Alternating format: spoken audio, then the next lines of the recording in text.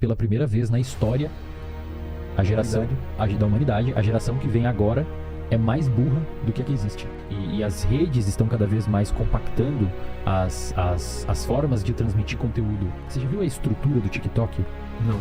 O jeito que é o TikTok, você já parou pra pensar? Vocês que tem TikTok, ele é muito imersivo. Por quê? Você já viu, ele não tem borda, cara. As crianças e os jovens adultos não estão sendo submetidos a algum tipo de desafio maior desde cedo. Um pesquisador francês chamado Michael Desmourguet, ele hoje acho que é um professor de no MIT, Harvard, alguma coisa assim. Ele escreveu um livro, faz um tempinho já que ele escreveu esse livro, mas o livro foi traduzido para a língua portuguesa recentemente. E o título do livro é bastante chamativo e preciso, resume bastante o que diz no livro. O título do livro é A Fábrica de Cretinos Digitais. Como as telas estão impactando o QI das nossas crianças. Literalmente. Cara, ficando mais burras. Exato, cara. Ele cita nesse livro uma série de artigos científicos, talvez até milhares, que o finalzinho do livro é só sobre os artigos científicos, as referências. Ele trabalha com isso também.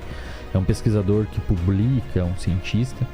E ele traz lá dados alarmantes mostrando... Normalmente, o que se espera que aconteça? A gente faz uma construção de conhecimento, de cultura. A gente transmite esse conhecimento por meio da linguagem.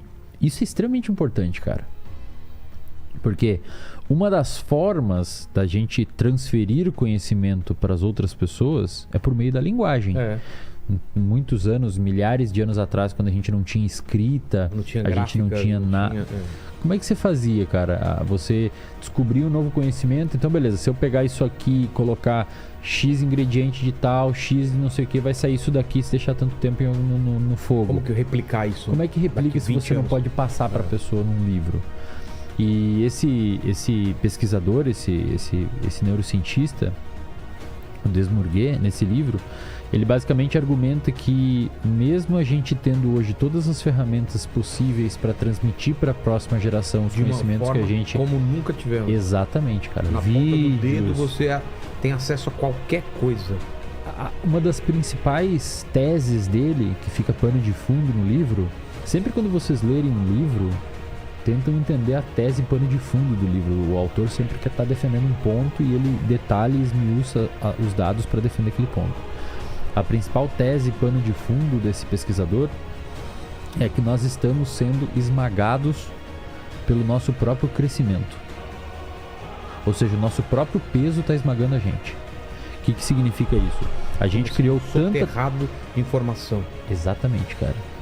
A gente criou tanta tecnologia, a gente facilitou tanto o acesso a isso, a gente criou tantas mídias diferentes, a gente criou tantos dispositivos acessíveis. Por exemplo, hoje uma pessoa de classe média tem um telefone, classe média baixa tem um telefone, tem TikTok, tem YouTube, tem Instagram. Livros, por exemplo. Como livros. A gente não lê mais, né, cara? Eu chamo a atenção das pessoas que estão assistindo agora, eu peço para você que está assistindo agora, me diga quantos livros você leu nesse ano. Exato. E aí eu pergunto pra vocês assim, ou você mesmo, quantos livros você leu? Eu com certeza diminuí minha velocidade. E o que mais me espanta, que eu brigo com isso direto, é de ter atenção a uma coisa de cada vez. Porque você tá assistindo jogo de futebol e você não consegue não ficar no Twitter acompanhando. Filme, cara, ou série, começa a ficar meio chata, o celular parece que... Cara, vou dar uma... Só que aquela parte, ela faz parte do filme. Ela é mais lenta por um motivo, porque provavelmente vai vir um motivo de tensão. Exato. E se você perde esse momento, quando tiver um momento de tensão, você vai achar tudo igual. O filme... Então, assim, a experiência de consumir o conteúdo está sendo afetada porque a gente não consegue mais ter foco só em uma coisa. E eu tô brigando com isso literalmente, assim, porque eu sei o quanto aquele diretor ou o cara que escreveu o livro pensou em você ler pelo menos um capítulo inteiro antes de parar, entendeu? Exato. Tem uma... E aí, a gente pode falar depois, vem a ideia de todo mundo achar que tem TDAH, né? Transtorno de déficit de atenção. Depois a gente entra nesse tópico que eu achei importante. o que você falou é um paradoxo, né? A princípio. O quê? Tem mais informação acessível e a gente tá ficando mais burro. É um paradoxo. Se tem mais informação, por que a gente tá ficando mais burro? É porque isso tá achatando? Ele dá a resposta pra isso? Ele dá uma ideia. Ele dá uma ideia de, primeiro, a seletividade ficou prejudicada, porque tem muita coisa. Ah, tá. Então você tem uma dificuldade imensa, porque você tem um Kindle com 2.000 livros ali dentro. Exato. Você tem 4 streaming que você tem que escolher um filme. Exato, cara. Você fica mais tempo escolhendo o filme do que assistindo o negócio, não, cara. já eu fico muito assisti puto, Netflix, cara. Que você fica passando aqui. Cara, tipo, e vai dormir sem assistir nada, cara. Pistola, velho. Não, é real, cara. Comigo acontece pra caralho isso, velho. Eu e minha mulher, cara, a gente pede comida Cara. e, tipo, enquanto a comida tá chegando, fala, vamos escolher um filme. Cara. A gente come, conversa assim, cara. e dorme. E Cara, não... velho. Às vezes você até começa a falar, não, esse não. Porque parece que você tá perdendo alguma coisa. Você falou, é um dos motivos, né, de ter muita opção. E antigamente tinha uma televisão, um jornal que filtrava as informações. Falava, o que você precisa saber tá aqui. Cara, hoje uma criança hoje de 10 anos tem mais acesso à informação em 2 dias que um idoso de 1800 em meia vida, velho. Em 2 dias, tá ligado? Como é que eu queria saber o que tava acontecendo? Não tinha veículo de informação. Tem uma inteligência artificial, um algoritmo de oferecer outras coisas pra criança, pra gente também, que ela assiste um conteúdo, o algoritmo entende que ela pode gostar desse, daqui a pouco a criança tava gostando de Patrulha Canina, já tá assistindo um outro, daqui a pouco tá em Lucas Neto, tá em não sei o que, e ela vai passando de um pro outro. E antes a gente era fiel, cara, eu gosto desse desenho, ficava assistindo milhões de vezes. E essa ideia do pesquisador, primeiro, a tese dele é essa, que as crianças, devido a esse monte de estímulos, estão, e cada vez estímulos de recompensa mais rápida, mais dopaminérgicos, geram picos de euforia. Pô, você vê, imagina, cara, você já viu a estrutura do TikTok? Não. O jeito que é o TikTok, você já parou pra pensar? Vocês que tem TikTok... Não, já passei por lá, não gosto de TikTok, mas cara, eu sei como funciona. Ele é muito imersivo. Por quê? Ele não tem borda, cara. O vídeo tá na tela inteira. O vídeo tá na tela inteira. Texto, você não consegue título. Sair. Não tem como sair. Você só consegue ir pra baixo que tem outro vídeo. Se ele te sair, prende ali. faz? Não é tipo o Instagram que você tem ADM. Tá. Ele é projetado pra te deixar mais dentro do vídeo. E aí você vai jogando pra baixo. É quase como se você pudesse só ir pra baixo, cara. E aí começa a vir uns vídeos de uns caras pulando de umas montanhas de neve com uma música no fundo. É um estímulo muito agradável pro seu cérebro, porque são cenários diferentes, muitas vezes pessoas extremamente bonitas.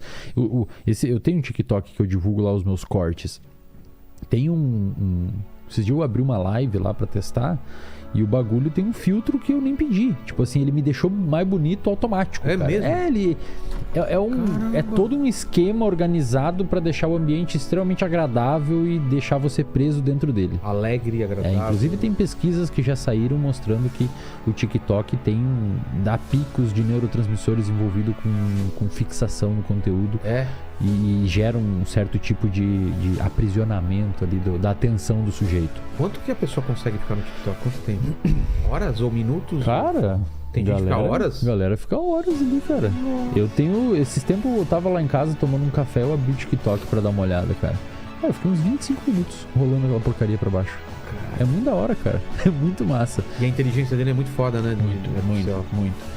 Então, assim, a tese desse pesquisador, ele fala assim, cara, como a gente está tendo cada vez mais conteúdos rápidos, relativamente superficiais, por conta de uma inerência à velocidade do conteúdo, as crianças e os jovens adultos não estão sendo submetidos a algum tipo de desafio maior desde cedo.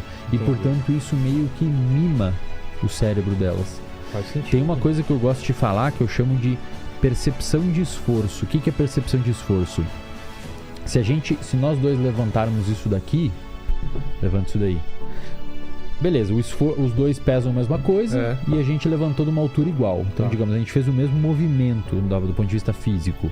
Agora, se alguém passar um questionário para nós de percepção subjetiva de esforço, você vai relatar quanto você se esforçou para fazer isso e quanto eu me esforcei. Dá para fazer coisas semelhantes no sentido intelectual. Então, digamos assim, a gente pega cada um livro, a gente lê um capítulo de um livro E alguém pergunta para nós: quão custoso foi para você ler esse capítulo do livro? Quão custoso foi para você se aprofundar nesse capítulo do livro, entender o capítulo do livro? Hoje em dia, as crianças e os adolescentes estão cada vez falando mais que é muito mais custoso do que uma pessoa, por exemplo, a geração dos pais, muitas vezes. Por quê?